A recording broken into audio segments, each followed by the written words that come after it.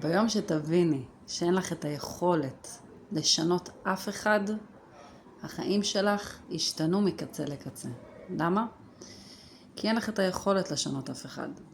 לא את הבעל שלך, לא את הילדים שלך, לא את הבוס, לא את החברה. היחידה שאת יכולה לשנות אותה זו רק ואך ורק את עצמך.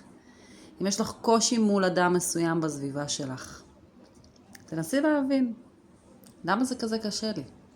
למה הוא כל כך מעצבן אותי? למה היא מדליקה אותי כל כך? ואיך אני יכולה להגיב אחרת לסיטואציה ממה שהגבתי עד היום? תנסי לחשוב, תעשי את השינוי הקטן הזה. וההבטחה שלי אלייך זה שהם ישתנו יחד איתך. את לא תביני כמה מהר זה יקרה.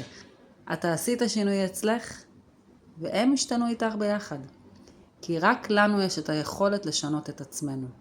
אין לנו יכולת לשנות אף אחד.